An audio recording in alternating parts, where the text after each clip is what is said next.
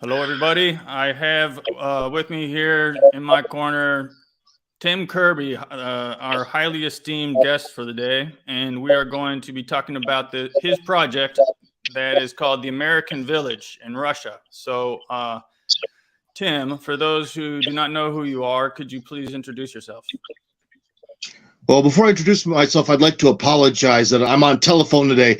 There was a huge storm in Moscow and it knocked out the internet, so I'm on 4G on a telephone, so I apologize for the lack of audio quality and if there's a horrible echo.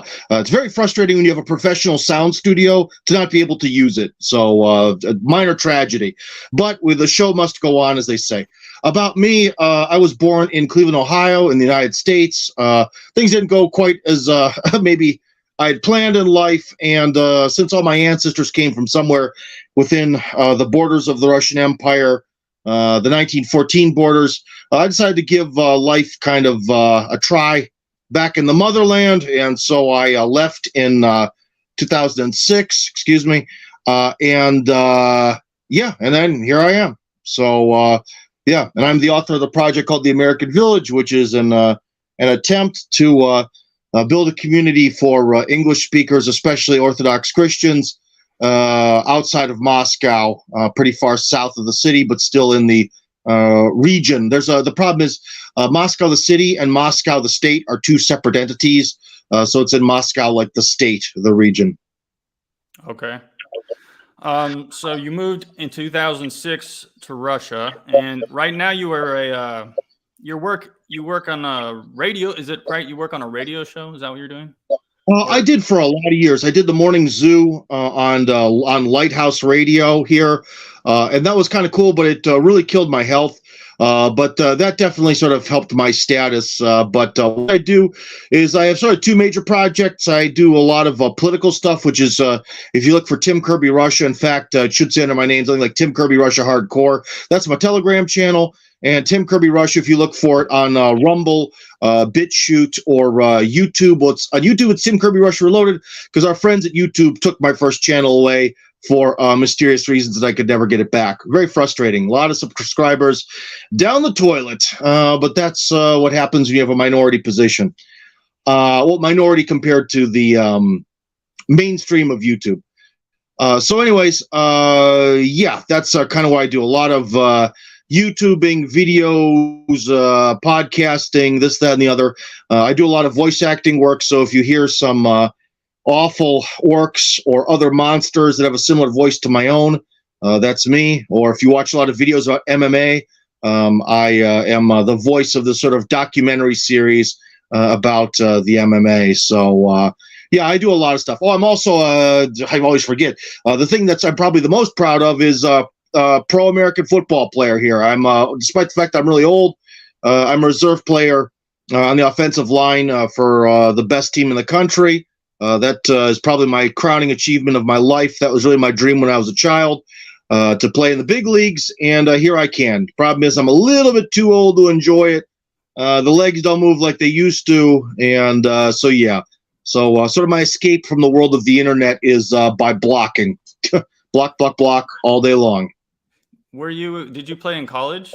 Or? No. Unfortunately, this is something, if you have a religious channel, that I guess we could get into is, I'll tell you one thing, man, in my high school, the world of boys sports was very pedophilic, if that's a word, and very, very queer. I basically had to quit. This is essentially LGBT ruined my sort of sports career. I could have never made it to the NFL. I don't have good ligaments. My ligaments were trashed when I was in my 20s, so that was never going to happen. But I could have definitely played college ball, especially now that I'm this old. You know what I mean? I'm out there going against guys who are 280 who are in their 20s, and I can stop them most of the time. You know what I mean? I could have definitely played college ball.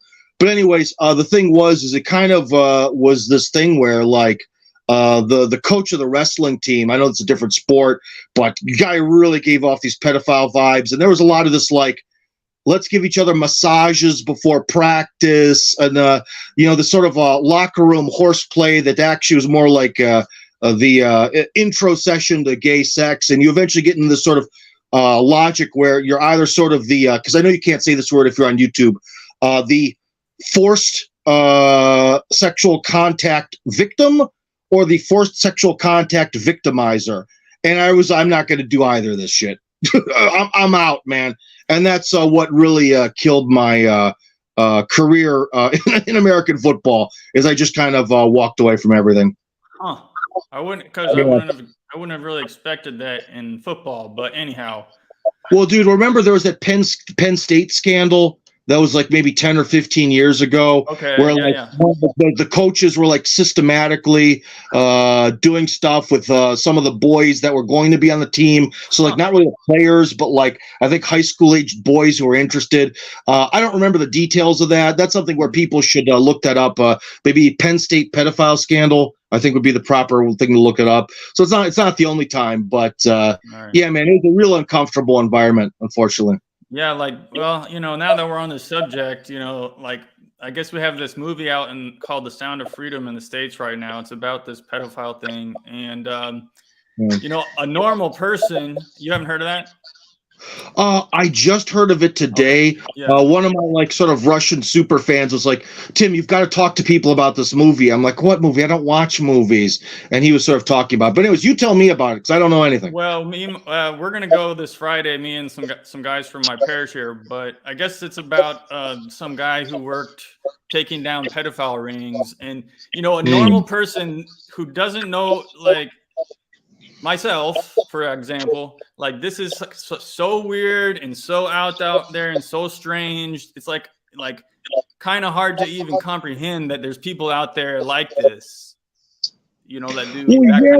That's one of the things why a lot of victimization of people happens. I mean, if you go back to say your grandfather or your great grandfather's day. A lot of the reasons that back then certain things were able to gotten away with was because people really did discuss these things and people didn't think about it at all, So that's what our rainbow-haired friends might call the necessity to raise awareness.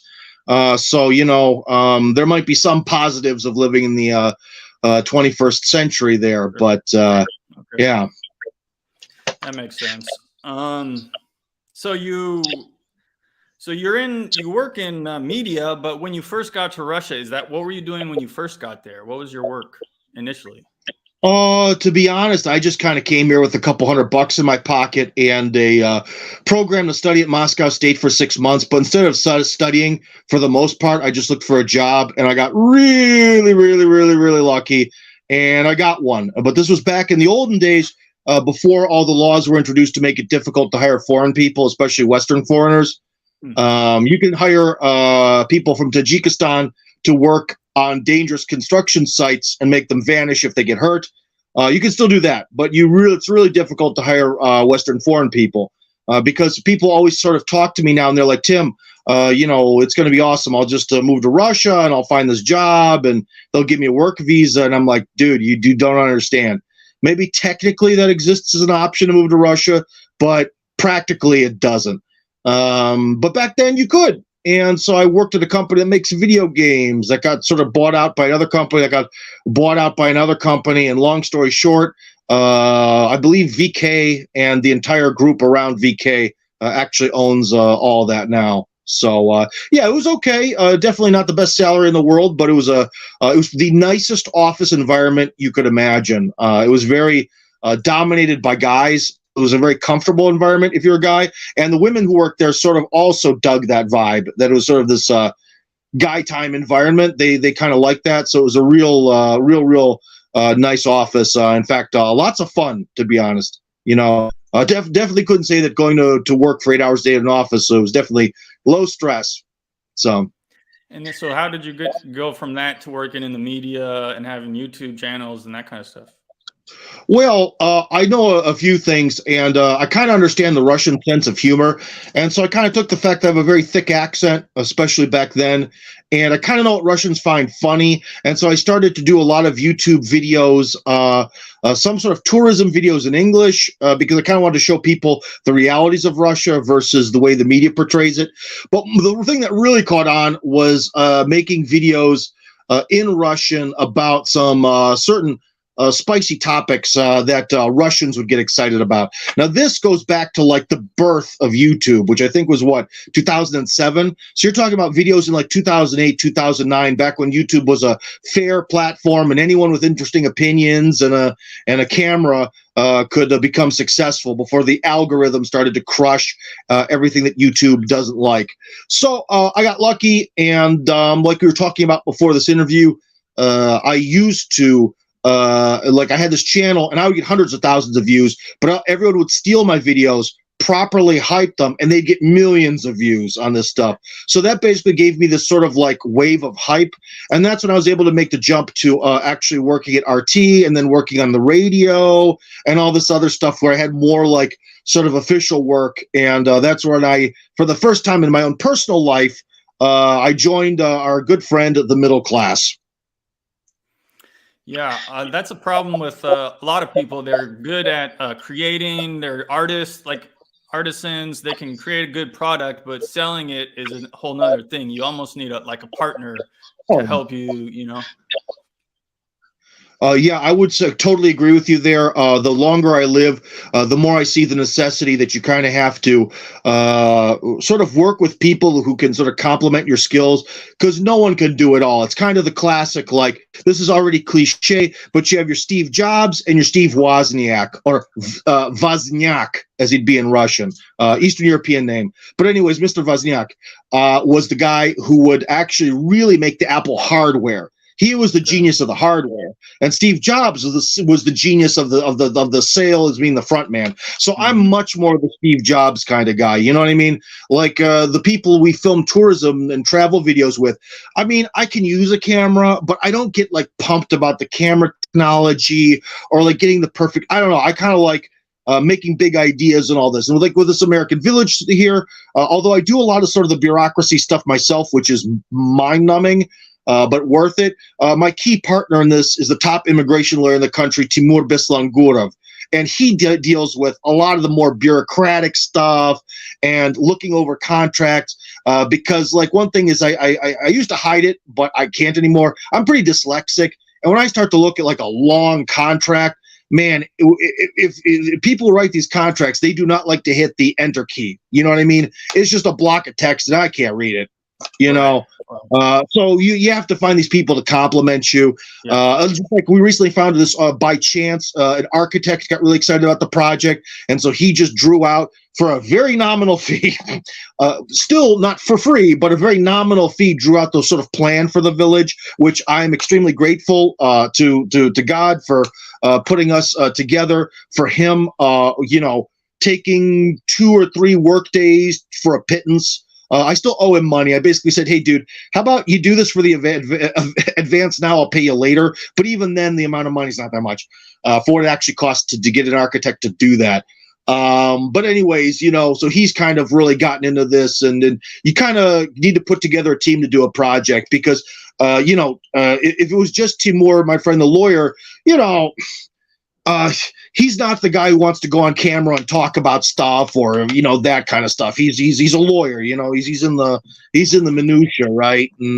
And so and my architect guy, he's not a foreigner. I mean, maybe he could have had this idea in his head, but he doesn't have the connections and the I'll put it this way, the connections and the trust that I do for being in the media for so many years.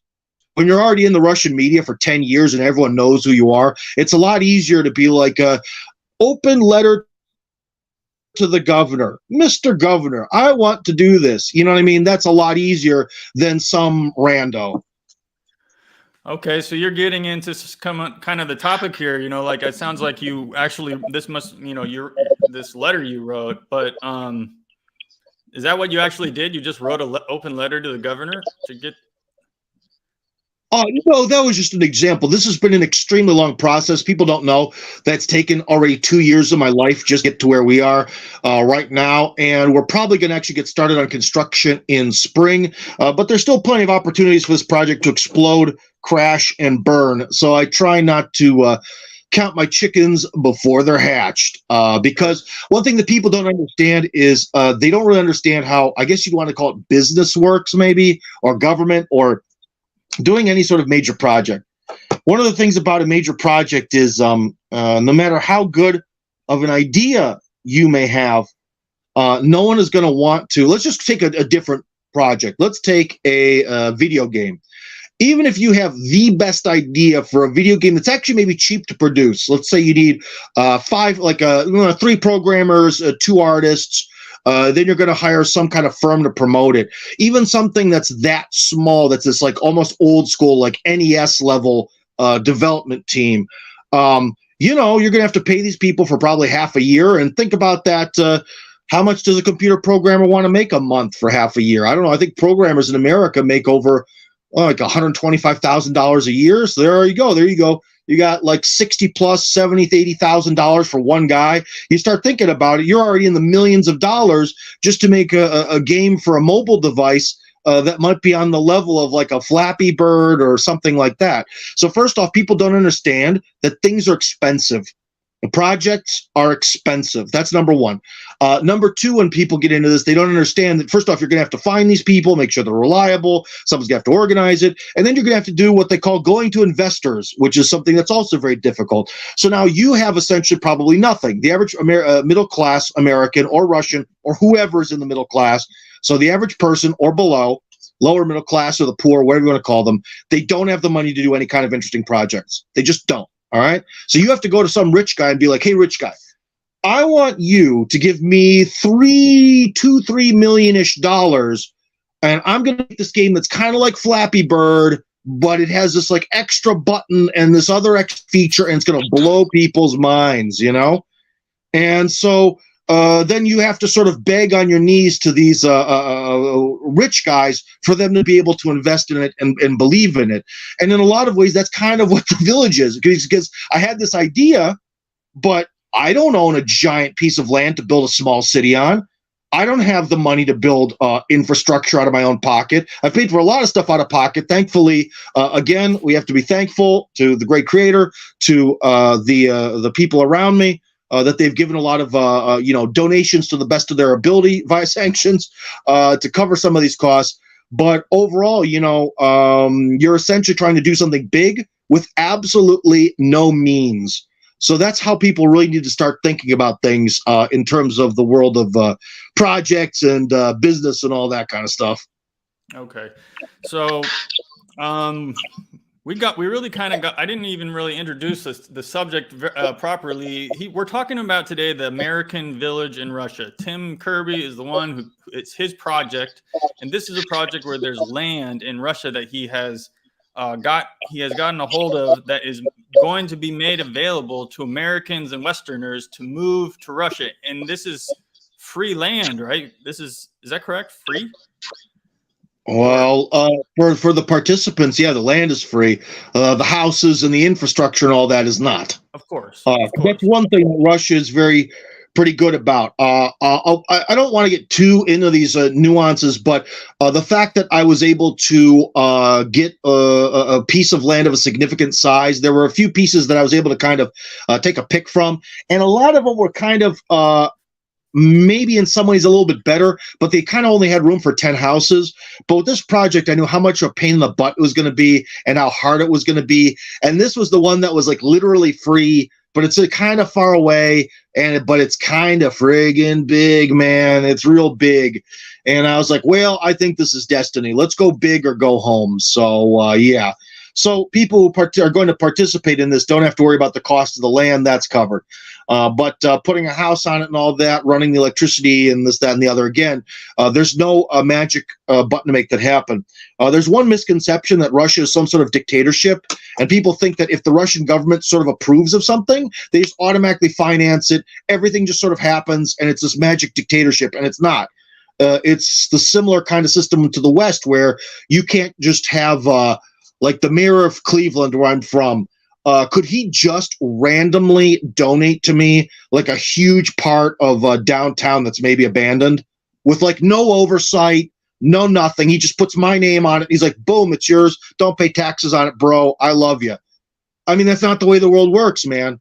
And so there's a lot of still like hoops and ropes and barbed wire that has to be jumped over. Even if this project is sort of technically approved. Because trust me, man, I've had projects in the multi-million-dollar range that were approved and then didn't happen. All right.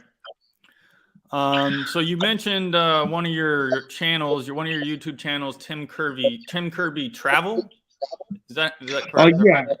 Yeah, that does the YouTube version. The old name of it, which was Russia Tips, Tricks, and Travel, is the title for Rumble, because they took my YouTube channel away from me because it was associated with Russia Beyond at the time, and Russia Beyond is a sort of subsidiary of RT. So when the war started, they took my channel and all 20,000 subscribers away. So that's why I have very few subscribers. We kind of had to restart. However, as a blessing, I was telling them for years, we got to translate these videos.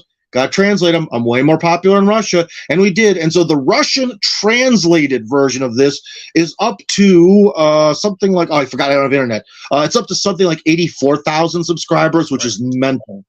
Absolutely mental. I can't believe it. Nice. Congratulations on that. Thank you. Yeah, I'm ironically waiting to get that silver button sent here during sanctions. So they're going to send it. It's just going to keep coming back to California or wherever they store the stupid buttons. The silver buttons for YouTube. So I like I watched a couple of these videos on the travel, and it's really you give them, what you're doing. It sounds like it's like a professional, like something you would see on cable, or something. It's like a pretty well done videos there. Oh yeah. Hey, that's all the guys around me, man. That's that's why I try to mention in the videos very often, even though I'm mostly making fun of them, but this is a sort of a jocular bro humor, making fun of them, my producers Misha and Yulia, because they're really the people that are sort of responsible for why everything looks so super professional. That's all them, not so much me. I'm more the guy who's sort of translating the logic of this from this like Russian way of looking at things to the Western way of looking at things. Sometimes I'm literally translating, and I'm of course the host, the guy who's on camera, kind of that. But without them, things would look very what's the term for that? Oh boy, pedestrian. I don't know what you want to call it. Okay. So I'm gonna show a clip from one of your Tim Kirby Travel videos, and this clip is going to show the actual land that people are going to be moving to and building their houses on. Mm-hmm. And let me play this clip. I'll probably play a minute or so. Okay, friends, it's your buddy Tim, and this is a big open plot of land. Well, it's a plot of land with a special mission. I have to say, it's almost a spiritual experience being here. So, guys, for some of you who don't know, the American Villages Project, the idea behind it is to essentially take this giant plot of land that goes way beyond even those trees there, over to that tree line, and turn it into a community for about 200 families of people who are from countries where they speak English as a native language. So this place is a pretty big piece of land. Maybe not as big as it looked like on the map, but man, this is great. I can actually see what it's like. So now we're sort of headed south here with Joe. We're about to go to where the village begins from the northern perspective. And he was just remarking how pretty it is here, and it is very pretty. This is like ideal winter wonderland. This is the kind of stuff that Pushkin wrote about. But then again, he would say that the sky should be blue. Whatever, I'm happy. I'm just talking about.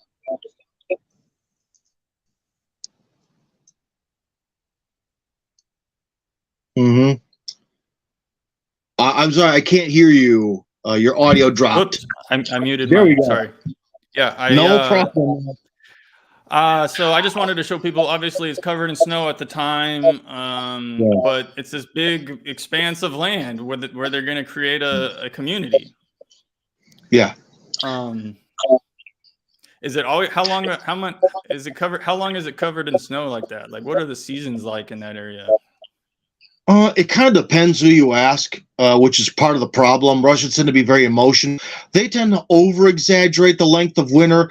I would say that winter, from like a Midwestern perspective, lasts 5 or 6 months here. Russians tend to complain and think it lasts longer, but it kind of doesn't. I don't know. Last year, things started to freeze at the beginning of November. maybe not some, maybe middle of November was the first freeze, and then winter lasted till about somewhere in May. So I don't know what's that. Yeah, it's about 6 months. Okay. May was real cold this year. How did this idea? Tell me the beginning, the origin of the idea for this village. Oh, well, that's easy. On my channel there, we went to go film the life of Father Joseph Gleason, who is, at least for now, the only American-born actively serving Eastern Orthodox priest in Russia. And I kind of got to know him. We went up to film his life in the Yaroslavskaya region, which is like the state north of the Moscow region. And so anyways, we were in his kitchen and we were talking, and he kept, mentioning about how many people asking about moving to Russia. And he's just like, there's no solution, man. Everyone wants to live here, and there's just no like bureaucratic mechanics to make it happen. I'm like the same thing, man. I've been telling people for the last 10 years the same thing, this, and the other. And through this conversation, this idea was sort of our mutual creation. And in fact, Father Gleason has, as of now, had more success than I have in sort of building a more homestead spirit kind of community in the Yaroslavskaya region. Up there, sort of one at a time, kind of having people come over on tourist visas, kind of getting them set up, getting them going to church, introducing them to some of the church fathers. The church fathers then kind of take them and sort of introduce them to the government, and then they eventually kind of meet the governor and prove that they're really there, and then maybe with the government's blessing, he might sign something that will allow them to live there. It is quite the nightmare process. Very organic, very somewhat medieval. That you're having to sort of get the blessing of the church and the lord of the land in order to live there, rather than a sort of bureaucratic mechanical process, which is interesting and also very Russian. But that is not the way to get hundreds of people to move here. And when you've had hundreds and hundreds and hundreds of people tell me that they're suffering, that they're scared for the future, especially those people that have children, that's very, very much, and to my great sadness, it looks like it's time for the land of immigrants to maybe immigrate back to where they came from, to an extent. Yeah. Unfortunately.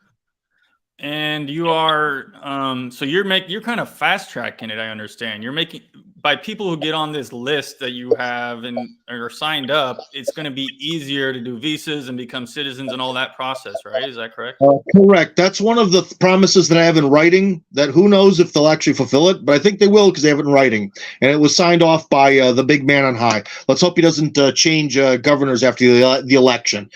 But anyways, so that's good. So essentially, one of the prerequisites, or would it be requisite? No, it ought to be a requisite because you're already starting, I think. Anyways, my language skills are failing. One of the things you need to do in order to apply for citizenship is check a lot of boxes. And one of those boxes is having a permanent address established.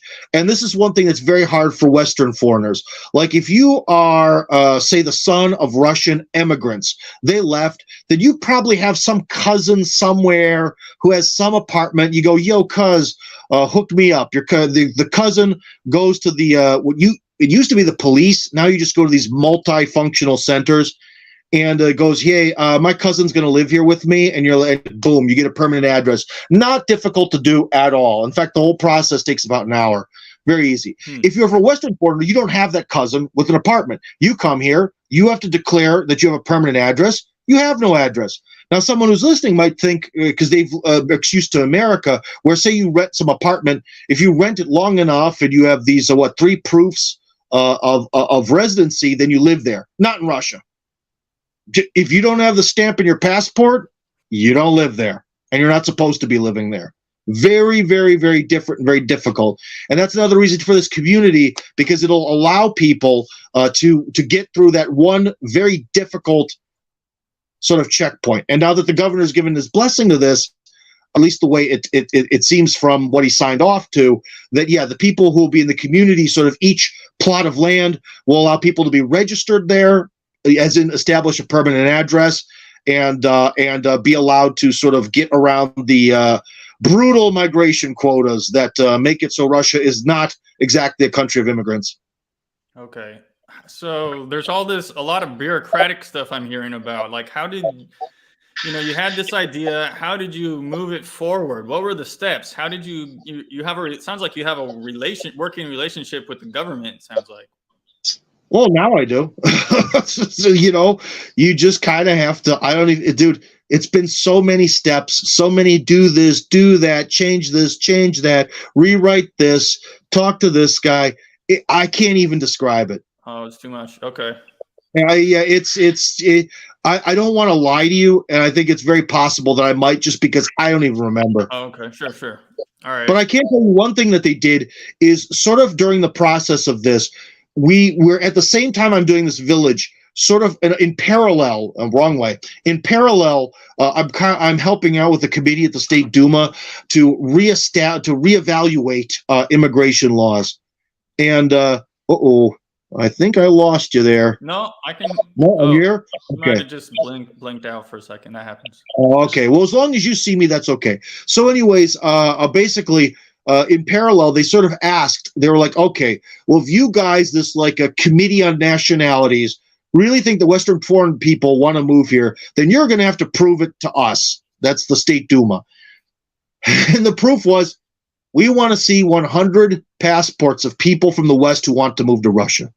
Just myself, I have multiple hundreds. The other people in this working committee also know hundreds of people. That was like nothing. But it also shows you the delusion that in some ways the Russian government thinks that no one wants to live here or would never want to live here. So in a lot of ways, this has been a sort of battle of me through being a part of through these committee hearings and other events, trying to sort of convince a Russian society that people actually want to live here. You know what I mean? That's a whole part of this, which is another thing where Russians, because they hate themselves, they hate their country, unfortunately, they always ask me, why would you live in such a terrible country? Well, in America, no one ever asked me to be on the Senate Committee for Foreign Relations, did they? You know what I mean? Whereas apparently here, I'm already in the fancy suit, and I get to be part of a committee, and it's amazing. That's definitely, I think, a feather in my cap for being basically a homeless person from Ohio. Okay, so if I am, let's say I want to get signed up, like, what do I do? People just send me their passports. If they really are urgently in the need to move to Russia, then, okay, so here's the hard part. If you send me just to do the village, if you send me a copy of your passport, and it also helps to have contact information, kind of a resume about yourself, you go in a big list. Whoever, when the project starts, say someone is like, Tim, I'm moving to Russia right now. This is great. As long as they can come to Russia and at least put down the money on a foundation for their house or something, essentially that means that they go from being just someone on the list to someone who's in the village. Okay? They kind of show me that they have the resources, that they're all set up. We're going to actually try to get one construction firm to do all this. However, because I believe in freedom, some people might want to use a private contractor. I really don't recommend that. I think that's a terrible idea, but freedom. Sometimes we allow people to do things that we consider terrible ideas in a free country. But anyways, as soon as they either get our person who's going to build it to actually start building it, or if we're able to somehow get investment to have some houses built and they start to buy it or pay it off, I should say, like a mortgage, as soon as they start that process, basically then they get the land, put in their name, and bada bing, bada boom. Why do we need a list then? Well, because first off, I need to prove to the government that people actually want to do this. That's part of the reason, the main reason. And then now it's because there's sort of a pecking order. Like, if someone was person number 20 and person number 67 are in a fight for a particular plot of land, person number 20 wins. Okay. Because they came first. You know what I mean? So even though the village is technically full multiple times over, there's no guarantee that the people who say they want to desperately move to Russia are going to actually move here. Because unfortunately, not everyone has the testosterone gusto to really just radically change their lives. I think some people are sort of in this fantasy idea of living in Russia, not in the reality of living in it quite yet.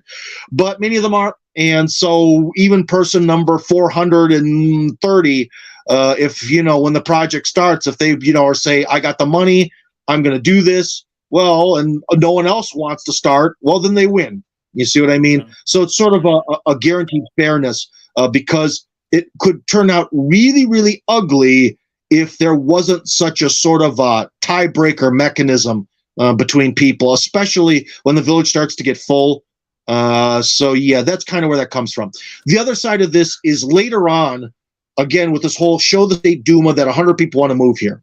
So their reaction to that was, oh, you guys were able to do what we thought would take you months within a day. Interesting. Okay. Now, if you basically, so what I was told was, hey, whoever you want to like send people, like basically send people down the line to us who are committed to moving to Russia within the next 6 months. And if they're having some kind of problems or they just want to live here, and the ultimate problem is they're not allowed to immigrate here. So that's the problem that everyone has.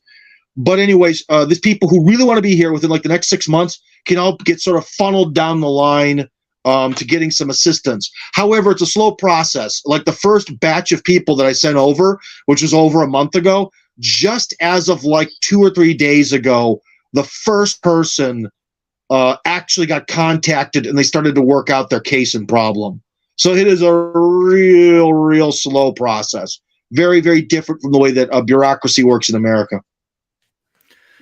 Okay, so to get on the list, we get in contact with you and we send you a passport and a resume or some sort of letter. Basically, yeah. How do we? So are you taking these kind of applications? Yeah, but one thing is only over Telegram. Only over Telegram. My Telegram is Tim Kirby Russia, written as one word. There are a lot of fake me's, man. A lot of fakes out there that use my icon and all that. So you got to make sure you got the right guy. But yeah, everything goes over Telegram. I really don't like to respond because I put the email address that's like linked to my YouTube channel. But boy, was that a mistake. Email is a nightmare. I don't like to do it. Yeah, only Telegram. Okay. So I have put Tim Kirby Russia. I think it was Tim Kirby Hardcore. Is that your channel? I think I put that in the description. Channel. Yeah, that's the channel. The channel's of course different, and I also wanted the channel to be slightly different from my username. So. Oh, okay. So if you're watching and you want to get on this list, he just said Tim Kirby. It's Tim Kirby Russia. Is that what you said? That is my personal account. The channel is Tim Kirby Russia Hardcore. Why Hardcore? Because I actually at first wanted to do a channel that's more like kind of fun stuff from Russia and then like the serious political stuff. But to be honest, it kind of didn't work. And so I just have everything in one big mess of memes and political stuff and a little American football. And this project is all sort of there. I've been told that but there's actually an official group that is called, I don't think it's going to come up without internet. But let me see if it'll come up even without the internet on my big screen here. The official group for the village itself, which is different. Is it going to load? No, it's not. I think Amazing. I think I put that one in the description. Yeah, but I have been told there are a lot of fake groups. So yeah, it's American villages in Russia. Serpukhov. The problem is Serpukhov is the way it's pronounced, but it's written Serpukhov in English. So I kind of put both spellings there, the more phonetical one and the more Wikipedia one, so that's in there. I also thought it would make the thing kind of stand out a little bit. So okay. Well, I hope I put the correct Telegram groups in the description. Maybe you can check for me at the end, but yeah, I'll have to get my phone back in my hands, man. Again, sorry. You don't have to do it now, but maybe afterwards, if there's a error, we can correct it. But okay, so that's how we get in contact with you if we want to be part of this project. He just said you can. You just told him how to contact him. You send him your passport, and you get the process rolling. Here's a question: What are the 3 most common questions that you get regarding this moving to Russia and all this? Oh, that's a great question. That's actually one of my favorite questions I actually ask to other people. So it's kind of bad where I didn't really think about the answer to that. But I think one of the main things is one of the main questions is about how do I basically how much is this all going to cost? Well, the problem is that keeps changing. Airplane tickets go up and down. How long it might take someone to go from perhaps renting a place to live versus they're getting their home built, because we're not even really sure here, depending on whether we can actually get investors to build all this. It'd be amazing to have everything built and then people sort of move in, do a mortgage, pay it off the good old-fashioned way and live where they want to live. Well, that'd be awesome, but it might actually be a more slow process of sort of building one home after another home after another home. They might have to rent something somewhere. The cost of the homes, goes this way and that way. The wars and the COVID and the war made the cost of homes become way more expensive. I did a video series that you could find only on Rumble called "This Old Russian House," and it was about remodeling the junker house that I bought in the woods in Chekhov that I call Fort Kirby. Essentially, I bought that for like 1 million rubles, and people write me very often to watch that, and they're like, where can I find a home around Moscow for 1 million rubles? That's like $15,000 or even less now that the ruble has slipped to the dollar. It's probably 12,000 or something. Wow, where can I find a house like that? Nowhere. That's done. Those days are gone. You can't even find a house like the one I bought for 2 million. COVID changed everything. It really created this major real estate market shift where Russians now want to live in houses more than they ever have since the end of communism. So so everything's kind of got more expensive, and I can't quote anyone on a price. And this is one of the reasons why people always get angry, because they're used to a sort of more Western approach to doing things, which would be, we have a real estate development. We have price X. You either buy it or you don't. Whereas it's more like, we have a real estate concept and we're not really sure how much. And the other fun thing about Russia is, like even our chief architect he's like, you know what? When wood goes down, we should just buy a ton of wood and put it in a big barn for everyone. And then we get done in construction. So because my architect actually bought the wood for his house years before construction because wood was on a downswing. So he just wanted to buy it in advance. So you're dealing with a completely different logic of how everything is. And so everyone wants this like nice information packet that is going to guarantee everything. And I can't guarantee everything because everything changes. The amount of homes in the village has changed depending on the construction company. When we're actually going to get started has changed. It's changed multiple times. So that's another question. So it's how much is this going to cost? I would say that the other thing, maybe thing number 3, which isn't so much a question, but it's usually someone makes some extremely naive statement that comes from out of nowhere about moving to Russia, where they're like, "Oh, awesome. Okay, I work in the what industry? Oh man, I'm a chef at a restaurant. Cool. While the village is being built, I'll just rent an apartment downtown, and I'm going to go work as a chef at a major restaurant." It's like, you have not been introduced to this concept of work visas and temporary residency permits and all this other milieu of this bureaucratic madness that you'd have to go through. Trying to get an employer to hire a Western foreigner as a chef instead of a Russian guy, that is a nightmare. That is a true uphill battle nightmare that no employer is going to do. Ever since they put those laws in to protect Russians, the Russians first laws, not happening, man. Not happening. So it's usually some sort of naive, overzealous simplification of things that they tell me about how they have this dream plan, which legally, bureaucratically can't happen. I would say that's number 3, but that's not a question. Okay. I know that there is some, I had on my channel a person who's on the list, Elijah. I told you about him. When he moved to Russia, when he told this story on the stream, when he moved to Russia, he had $10,000 in cash that he strapped to himself with like duct tape or something, and he carried it with him on the plane. How are one person wanted me to ask about crypto. How do you get your money into Russia with sanctions and all this kind of stuff? Oh yeah, that's a popular one. Now, one of the things that he probably noticed, your friend Elijah, that's the difference between Russia and the United States. They don't check you when you get out of the airport. So this is another thing where people in America have trouble understanding about Russia, is maybe on some level with some of the more like little local laws in America, this phenomenon can happen. But generally in Russia, they don't want to catch you. And no one really knows what the laws are, nor do they care. There's an expression, there's a nasty way to say this. There's a nicer way to say this. The nicer way to say this is pofigism is the word that Russians use for this. Maybe to say it in American English, it's pofigism. Is this Russian phenomenon of just no one cares about anything.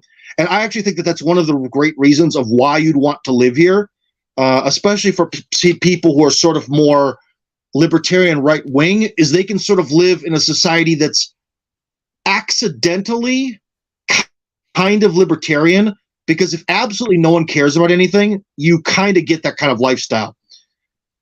So the important thing is, I'll tell you that, yes, officially you're supposed to only bring in $10,000 worth of cash per family member when you come here.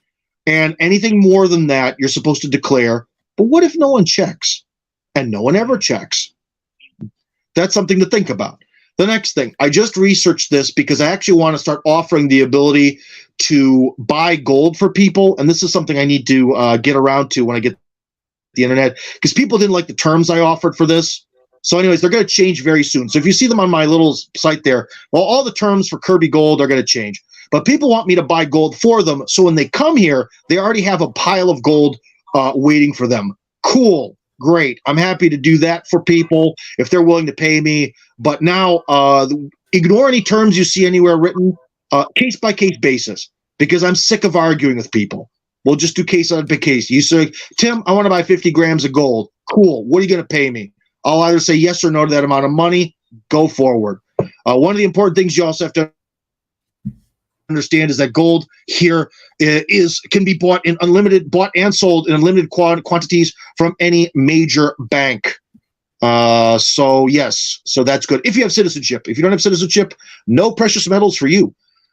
Yeah, that's another way to move money here. One thing that also works is crypto. Crypto does work here. The crypto community in Russia is pretty good.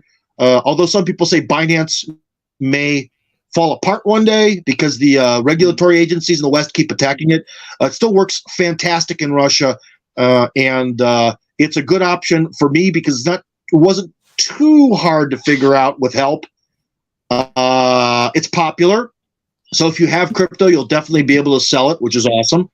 And even if the exchange itself crashes, I would really recommend that use Binance because it works, but don't hold money there. Don't hold resources there. Just blow it. Just turn it into rubles immediately. I think I have like, I don't know, $40 of Bitcoin where if I lose it, I lose it. But yeah, so that's kind of the ways to do it. There's a post on my channel where someone, through this very complicated methodology of writing to their own bank, was able to send money to certain unsanctioned banks in Russia via SWIFT if the amount of money is fairly high. So SWIFT kind of still does work, sort of, but it was very nuanced, very detailed.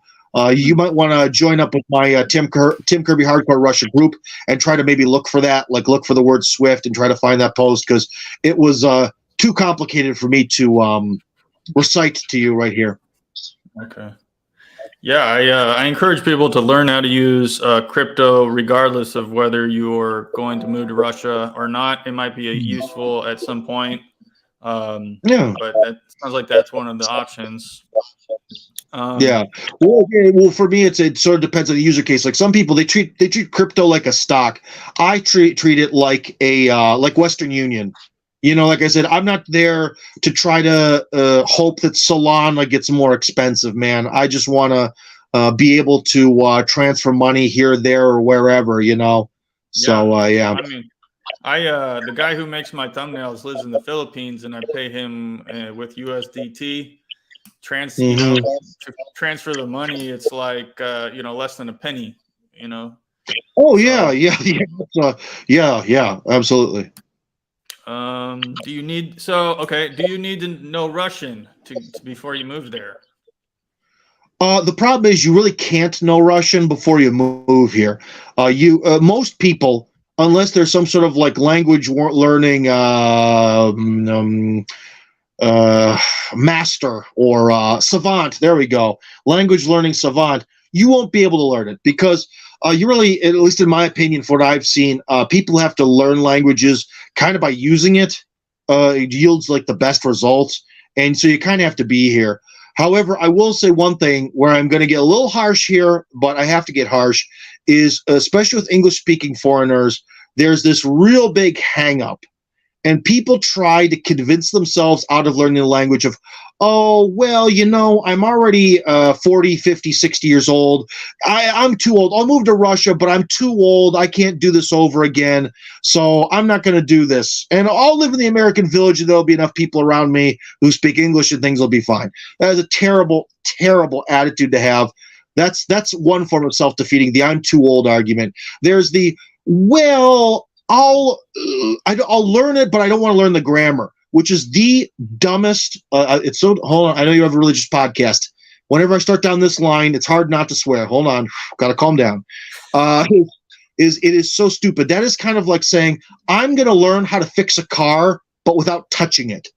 Like the grammar are the mechanics of the language, or it's like I'm going to learn how to do algebra, but without numbers. Yeah. Like the grammar is the mechanics of the language. There is no language without that. Without it's just noises. It's noises that kind of sound familiar. You kind of have to sit down and understand that everyone I know in Russia, everyone who is successful. There's one guy who I found recently who's very successful, but his Russian is bad, but he still has a decent amount. Everyone here who's successful, who's a Western foreigner, speaks Russian well. End of story. Except that one guy kind of halfway. He's kind of 5 out of 10. If you come here and you're going to do the whole true, I'm a hardcore Western expat, I'm going to live in a country and I'm not going to know the proper adjective for beer, then you're not going to make it. You're not going to be able to do anything here. You're at best going to be an English teacher. And at best you're going to be an English teacher. So that's really the only thing you'll be ever qualified to do. And that is not a whole heck of a lot of money, and that is not a great future, especially for someone like me who hates teaching. So, you know what I mean? This language thing is, it would really help you to try to maybe learn it. The problem is that generally all the methodology for language learning, in my personal opinion, is terrible because they think that adults should learn like babies do.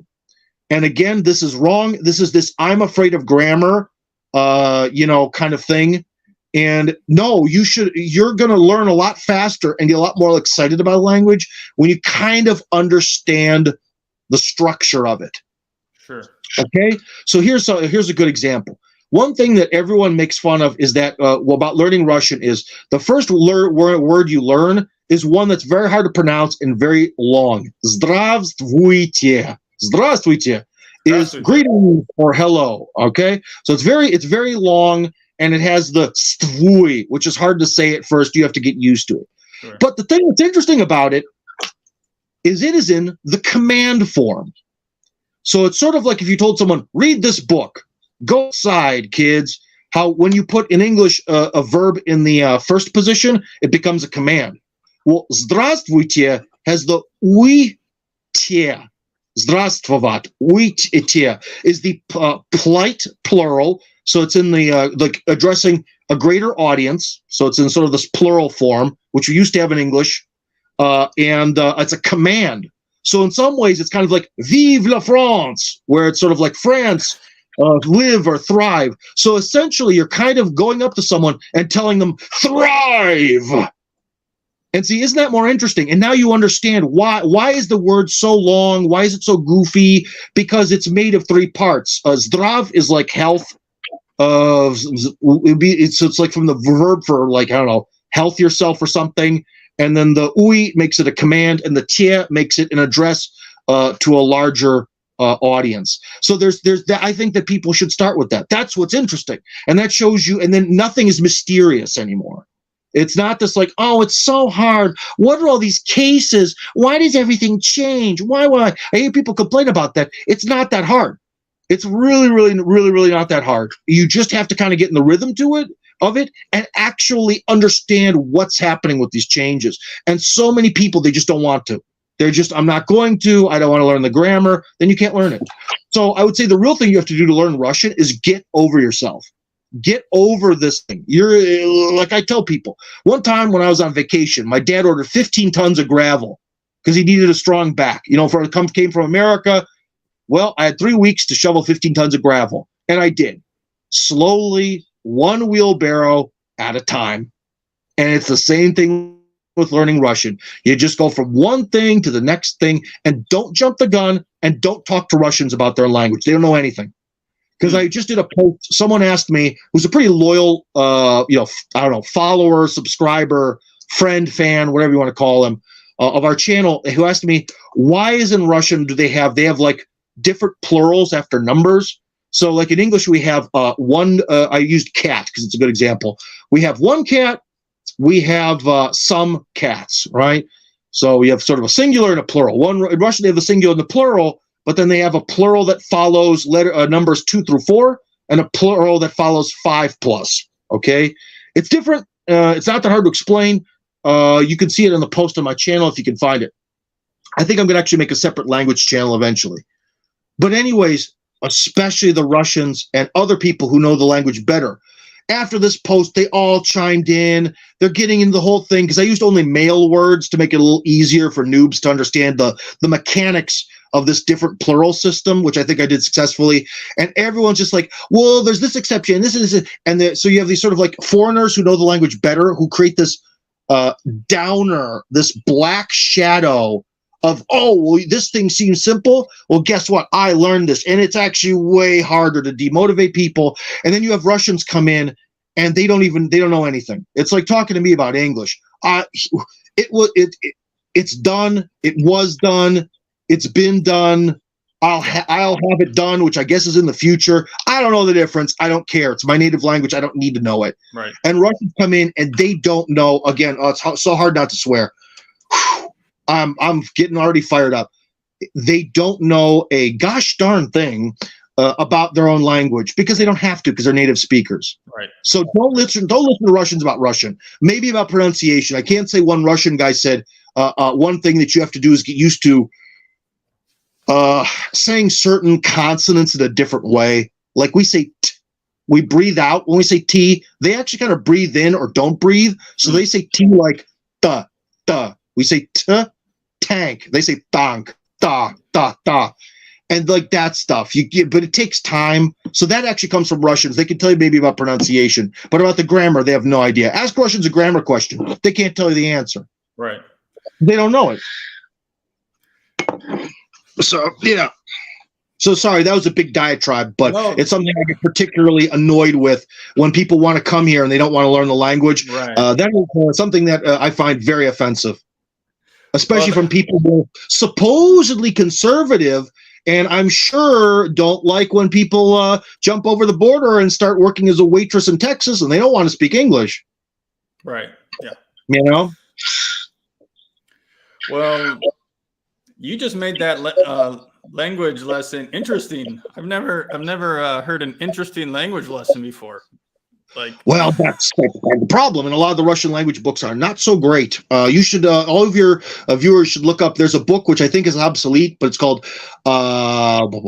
English Grammar for Students of Russian. The book is very small, and it explains how English works so that you can understand how Russian works.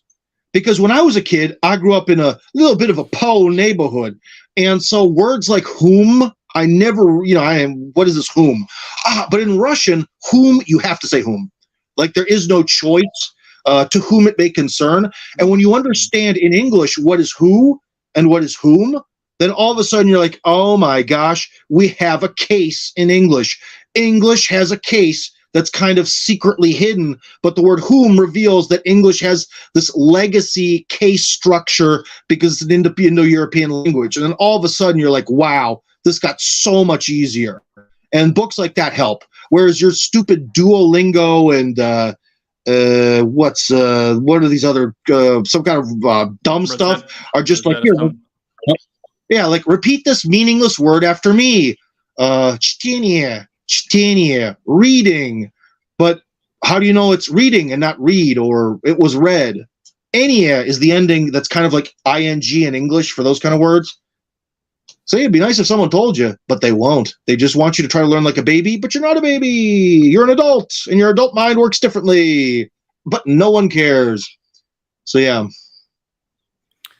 I actually studied Russian for like 5 years. It's been a while. It's been like a decade since I practiced, but I got along pretty good. Got a little, I never memorized like all the you got to memorize the case endings like for all the different cases, right? You got to memorize that stuff, right? Oh yeah, you to be able to actually properly speak the language, you have to have it 100% memorized. But again, man, once you live here, that gets real easy. Oh, okay. The one thing I could never do was the soft endings. I can't remember. There's like a hard and a soft ending to the word. Yeah. Well, that's hard for everyone who speaks English because it's very unnatural. I don't do that very well myself. Oh, okay. After especially letters L, N, and T, there's very often a soft sign. Like yeah. Or whatever. Yeah. You're supposed to say it almost like you're smiling, like le, nye, te. That's in theory what you're supposed to do, but I don't know. It's difficult. You'll always have an accent, but when in the written form, obviously, when you're writing the language, you absolutely have to have the soft sign where it's appropriate, or else you're writing like a baby. You know what I mean? You're like writing the word. I know how to do this, and you're writing no like no, and I know how to do this. You know what I mean? It's like that's not right. So you have to have the I remember what the sound was that I couldn't get. It was the e, the like. Oh, that's because your teacher is probably terrible. E is a very similar to I in words where I is isolated. Like did this with, where you just have a letter I, but it's kind of surrounded by consonants. That if you do that noise and not even try, Russians will understand you. Let's see, what's a good word that has that? Перечитывать. Читывать. And say they would say like читывать, but if you say перечитывать, that's like reread something, or what's a word that has that? We would say Kyrgyzstan in English. Kyrgyzstan is the more Russian way to say it. And if you just say it like in English, Kyrgyzstan, it sounds amazing. They're like, oh my God, you do so well, like, because it's in English, basically. The only difference is ours is more like Theirs is a little bit more like like becomes I could never get that. Similar. No matter what, she would just my teacher was this elderly Ukrainian woman from my church. She wasn't actually a language teacher, but she would just keep saying no, you can't get it, and I never got it, no matter what. Well, that's another part. Again, part of the problem is a lot of people, they don't know how to sort of teach foreign people. Trust me, man. If you just do it like the letter, again, that the noise that the letter I makes when it's sort of isolated between consonants, like with this bit. Okay, gotcha. Trust me, everyone will understand you. Everyone. Well, if you make a language channel, I'll subscribe immediately. I don't know, man. One of the hard problems is I got kids and all that, and unfortunately, back in my 20s, it was a lot easier to do like experimental stuff. But now I kind of, if there's no cash involved, I can't do it, unfortunately. But I do love the language. I'm pretty good at explaining it, but I'm definitely not a teacher. Like, I think teachers really need to have this like structured approach, and they kind of want to lead people down this pathway. I can explain stuff in like in an ad hoc way, but I don't know how to really write like a book about how to learn the language per se. Okay. What was I going to say? Well, I'm going up to this comment. Let me see if I can remember. Someone says, make sure to ask Tim about choose hoy. What is this? What? Can you see it on the screen? You're in the show. Sure, Tim. Chujoy. That was the radio program. Well, sort of one of them, but that was a sort of radio program that I first got me a little bit famous on the radio. It actually won in 2012 the Radio Mania Award for Best Political Talk Show in the country. So I was very proud of that. And then I eventually shifted over to being second microphone on the Morning Zoo. Of course, because I have a thick accent, there's no way they were ever going to have me be the first microphone. So essentially on our sort of equivalent to a slightly more friendlier, slightly less lewd Howard Stern show, I was kind of the Robin Quivers or perhaps Baba Booey, depending on how you look at things, or Jackie the Joke Man. Martling was his last name. I don't remember the other guy. I don't know who you're talking about. Yeah, I think I'm a lot older than you are. Howard Stern was a real big thing on the radio when I was young. I remember Howard Stern. Okay, now I remember what I was gonna say. So you're doing all of this work. This is your project, your brainchild. Are you getting recompensed at all in some way? It doesn't sound like maybe. We'll see. I hope so. You haven't figured that angle out yet? There's no way to. I mean, it seems like you should get everything's in flux. Yeah. Huh. Remember the guy who invented Twitter just knew people would like it and they'd use it, and that someone would buy it from him eventually, maybe, and that somehow there'd be money in it. I'm doing it the same way the founder of Twitter did it. Okay. I'm just doing something I know is a massive hype project that there's going to be money involved with it on some level, and somehow, hopefully, I can, at the very least, compensate myself for all the money I've lost.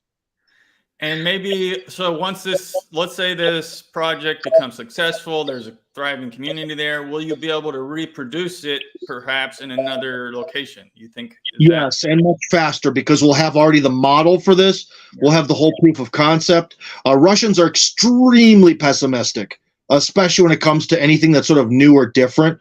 But once things go from new and different to being, let's copy something, they are very good at copying stuff and very quick about it.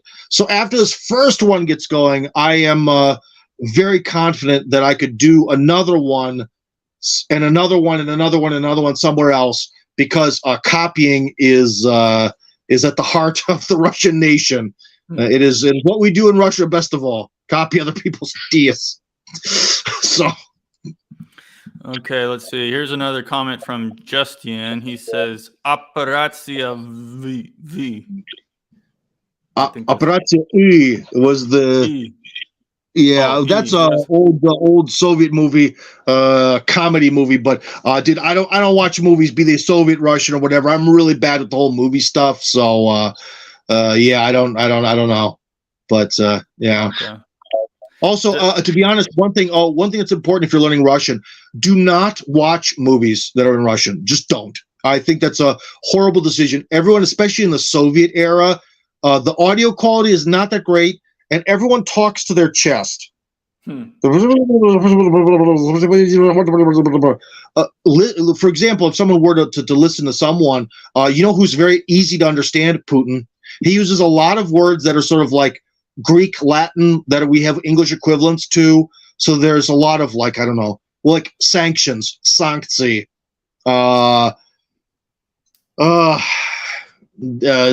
denounce, denunciatia. Like there's all these very similar kind of Euro words. He uses a lot of them. He speaks very clearly and very concisely.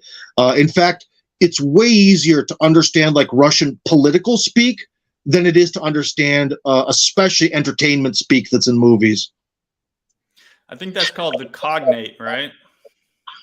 Maybe. When you start getting these language terms, if you get it wrong, people flip out, and I don't want to get into that. So maybe. I don't know. Yeah, I think a cognate is when it sounds the same in English as in another language. So we've been going for quite a while here. I mean, I could keep talking. I mean, there's questions I didn't get to, but we've gone on. Well, how about this? If you got the energy, I got another 20 minutes. I burn out after an hour and a half of any live stream. So according to the monitor, it says 1 hour, 10 minutes right now. Okay. So I can do another 20 minutes and then vanish into the darkness of Moscow. All right. I'm going to read a scripture quote. Sometimes I like to pull up a scripture quote. And the scripture quote is Revelation 18:4. Heard another voice from heaven saying, "Come out of her, my people, that ye be not partakers of her sins, and that ye receive not of her plagues." And so this is speaking to, coming out of Babylon. Why would someone want to leave America? I mean, that's kind of an obvious thing right now. Like, what is the reasons people are telling you? Yeah. I mean, we know, like Father Joseph, he says it was because of the rainbow phenomenon. That was why Father Joseph Gleason moved there, right? And I mean, I didn't really start coming up against this stuff. I mean, I don't live in a big city. I live in a town. So I didn't start running into this rainbow stuff very much until only really recently. Like, I'm starting to see these pronouns at work and things like that. But so before, up until now, I didn't understand really what he was getting to. But is that like the main reason people are moving there, or what are the reasons people are? One thing, do you have children? I do not. Well, that's the reason why you've only kind of run up against this pretty recently. Because one of the main things that people are very concerned about is they're mostly concerned about their children. It's not only just the rainbow hair cult, but the legal methodology that Russians call juvenile justice. In Russian, juvenalная justitia. So juvenile justice is essentially the policies that allow, like, people in the government in Scandinavia because someone called them, they go into your house, they look in your refrigerator, there's no fruit. That means you're abusing your children. Children are gone. Children are disappeared. That's called juvenile justice, okay? And those kind of policies, especially in the West, especially in Scandinavia, have been very active for a long time, man. So as soon as you have children, and you get you feel the heat, a lot of people want to leave. So that's a big part of it. That's number one. That's a big number one. The whole COVID stuff, how COVID regulations here were very soft. If in a lot of ways in the Moscow region, not Moscow the city, but the Moscow region, they were sort of non-existent.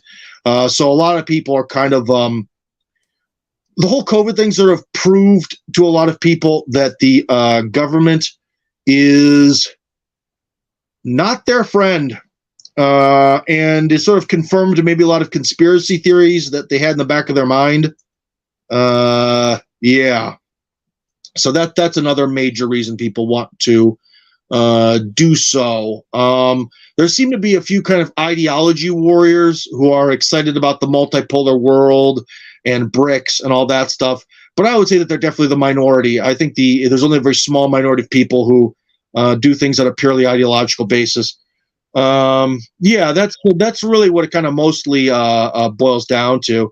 And you yourself, as a Christian, have to understand that and see around you that the West in general is very anti-Christian. We could even say that now it's gone from being sort of secular, which doesn't allow Christianity to flourish, to being anti-Christian, to now just being satanic. And there you go. I think people are kind of feeling the heat that they're like, we're in Sodom and Gomorrah right now. Eventually this can't last. Even if someone is completely secular who's watching this program, right? Still, if you're looking around and you're seeing society is in a real bad state, and it's sort of, you could say that in a lot of ways, God's laws really coincide very well with the laws and logic and reasoning for society to survive. And right now, the West is going against all of that. You have to be really like, yo, baby, yeah, I'm gonna get on out of here and leave. Goodbye forever. That's that's definitely the mode I was in when I left. Because even when I left, I wasn't particularly a religious person. In fact, when I was in my early 20s, I was a militant atheist guy. But I could definitely see, I was like, yeah, there's a certain natural order to things, and we are going against it real hardcore, even back then. So I've seen you cross yourself a few times. Are you now a practicing Christian? I'm a terrible one. I try to be respectful, and of course, in this kind of conversation, God's come up a few times, so I'm respectful, but I do not hold myself up as an example for other people. In fact, I'm definitely not the best. I am very like, how there's the Maslow's sort of hierarchy of needs. I think there's also should be a Maslow's sort of Christianity level, and my pyramid is kind of not even half constructed there. So I got a lot of problems that I need to fix. Oh, well, you know, we're all work in progress. So we're talking about, is it better? I mean, life, I mean, when I talked to Elijah, he said he painted life pretty rosy.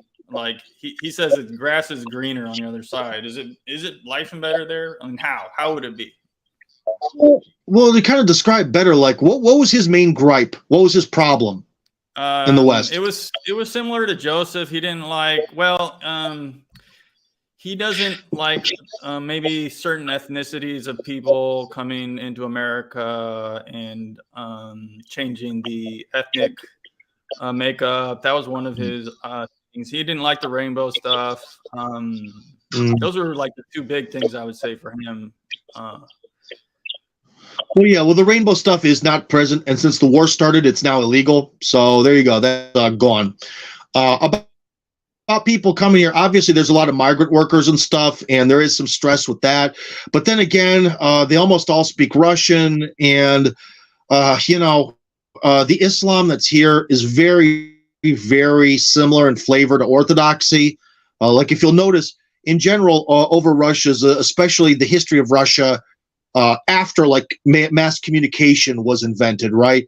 Russia does very well dealing with the Islamic world. And in fact, to be honest, at this point, maybe in a theological sense, Islam is farther away from orthodoxy than other forms of Christianity. Like maybe technically, if you kind of put it on a schematic chart, but the way they kind of work and kind of what people want and kind of their vision of things, Orthodoxy and Islam are almost walking hand in hand on one side of the spectrum, looking at Protestantism as like as anathema, blasphemy, both of them.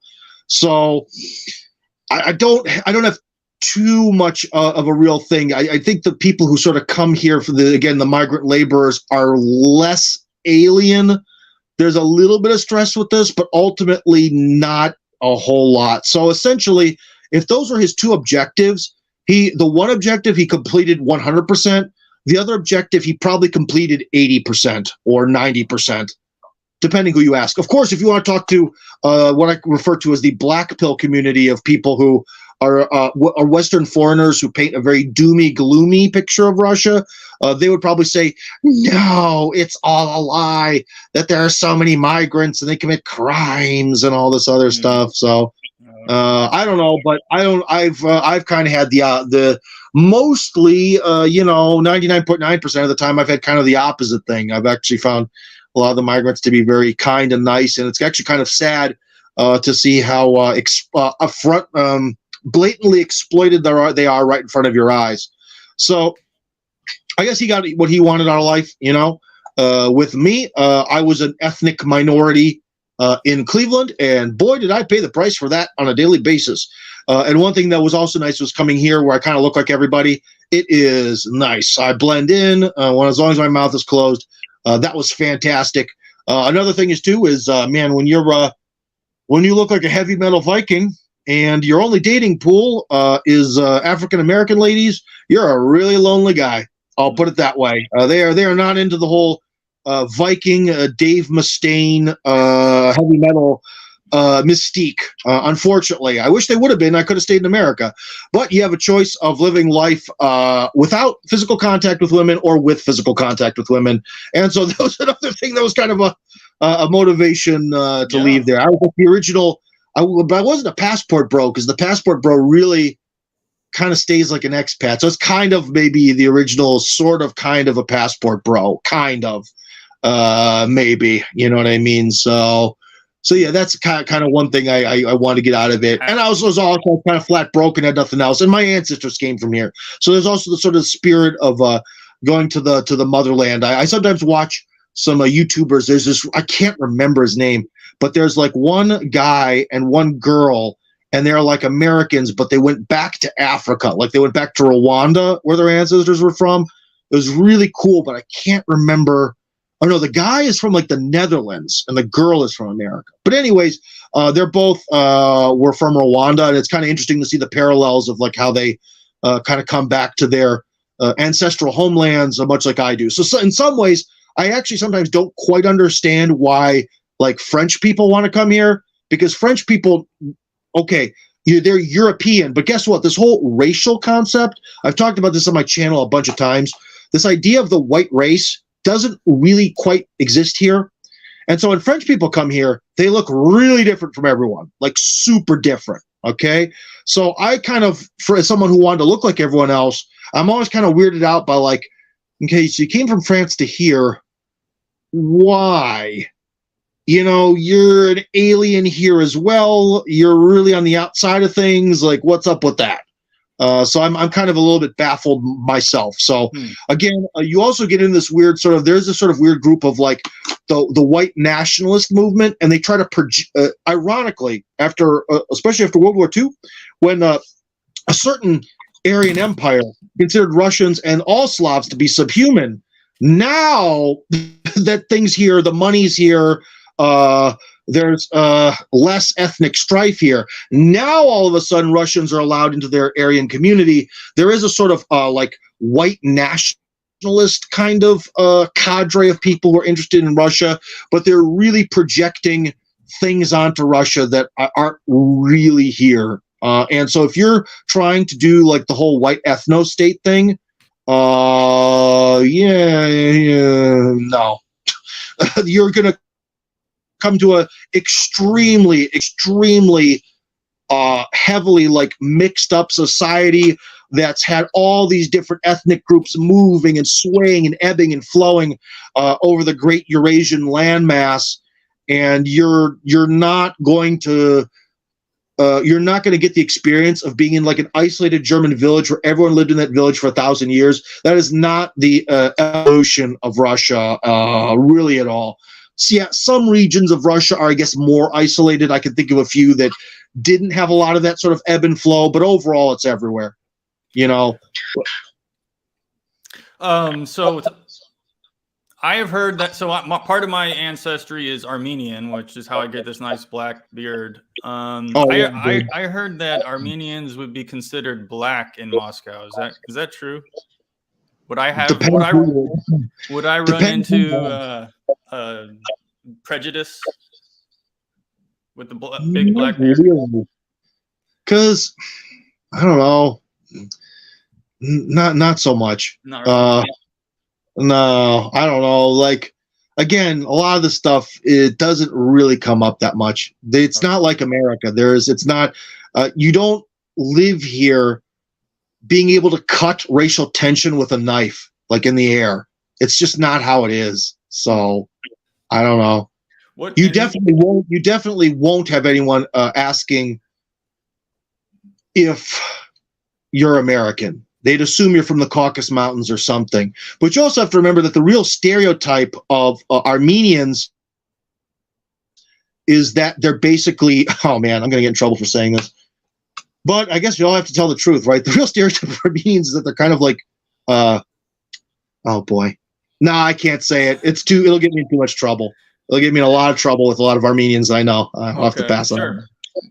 But it's not about that, yeah.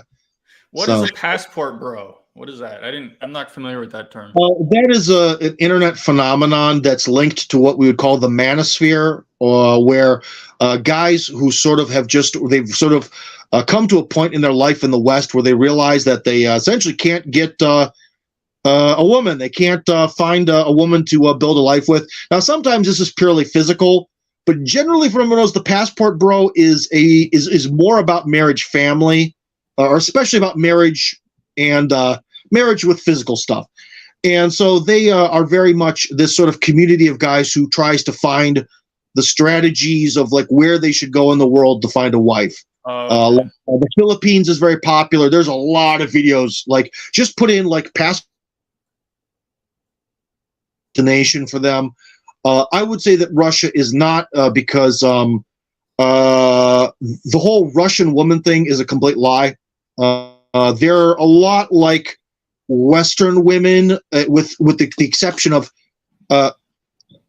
they aren't feminist, but they've been inundated by feminist propaganda, which is different than someone who's being inundated by the propaganda but loves it, and they believe it, and they structure their life around it.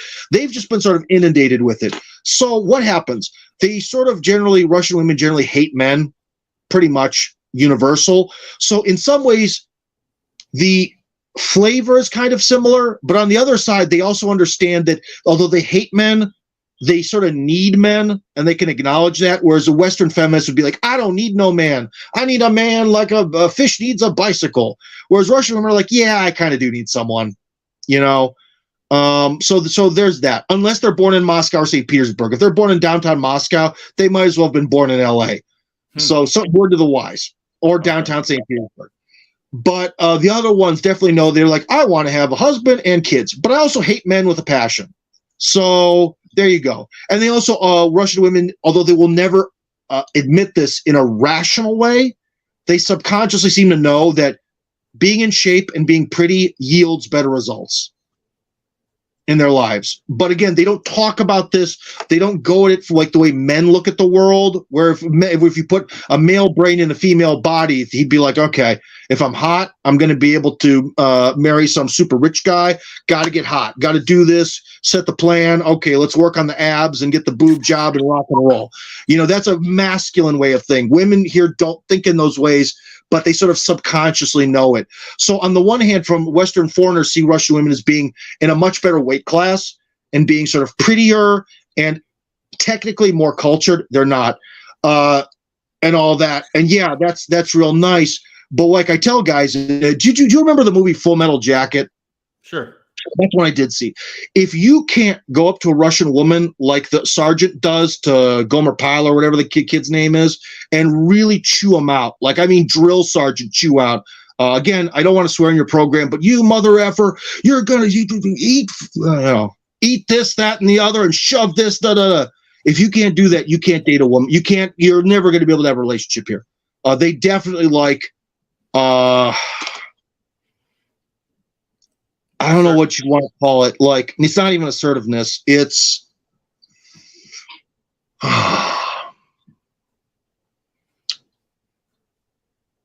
basically I'll put it this way. You know how, again, if you go to the manosphere, they talk about SH word testing men. The women are in this constant sort of test of men to sort of see whether we're real men or not. This is, again, subconscious. It is not a conscious thing. Women are sort of always kind of checking to see if their partner, if he is who he says he is. And I think Russian women have that very strong. Like, they really want to know, like, are you really with me? Are you really the guy you make yourself out to be? Well, I'm just going to throw a bunch of emotions around. Oh, and also the other thing, too, is in Russian society, horrible behavior from women is tolerated. Like, if you're a woman, you could act completely nuts here, which is something you can maybe do it a little bit in America, but you can go absolutely bonkers nuts here, zero consequences. So that's another thing where this comes from, I think a lot of Russian women have this like fantasy where it's like, I'm going to be nuts and completely out of line, and then my knight in shining armor, he's going to rein me in and like show me who's boss and all this other stuff. And it's something like that. So unfortunately, it is very, where am I getting? Western men are taught to be kind of very soft and kind of understanding and this, that, and the other. And I'm not quite sure how well that works with everyone, but it really doesn't work with Russian women. You meet a Russian woman, and what does she see you? You are, for women who are older now, who are like more my age, they see you as a passport. Or they see you as what can they get out of you, you know, as a Western foreigner. Okay, you've got to have money. You've got to have opportunities.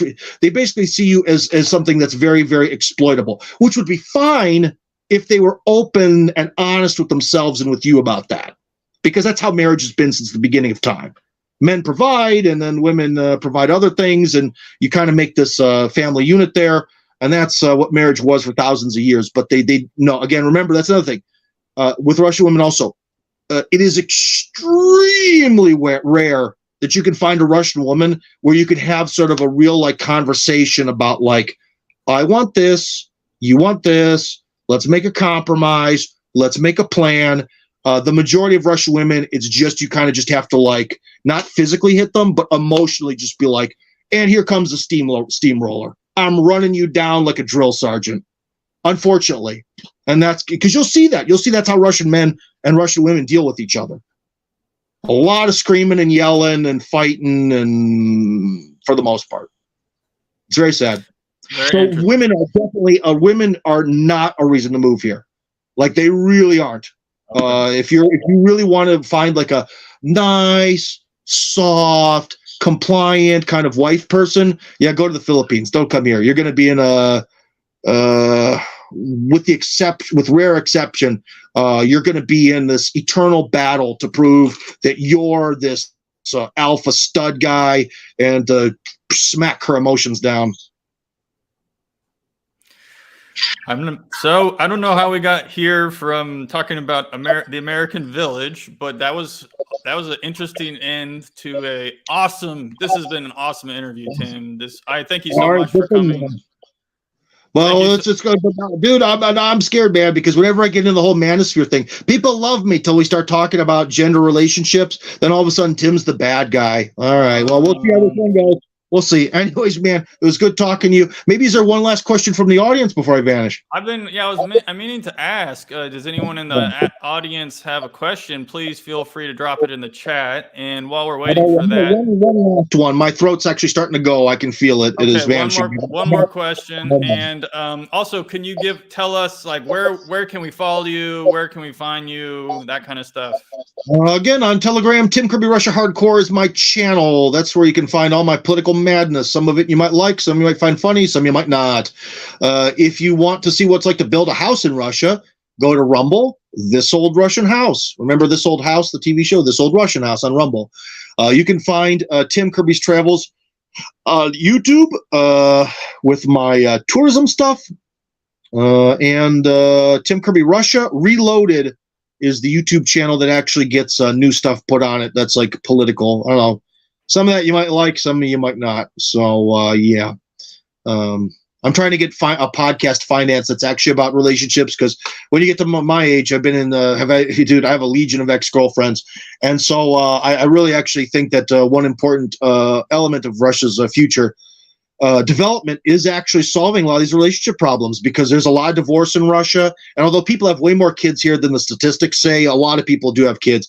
A lot of problems, these gender dynamics, and we got to build a traditional society here. And we're not going to build it if we're going to have like a postmodernistic era attitude towards relationships, but then we're going to somehow build a traditional society. Not going to happen. Okay, well, I don't see any questions coming up. So, oh man, yeah, come on, guys, what's going on?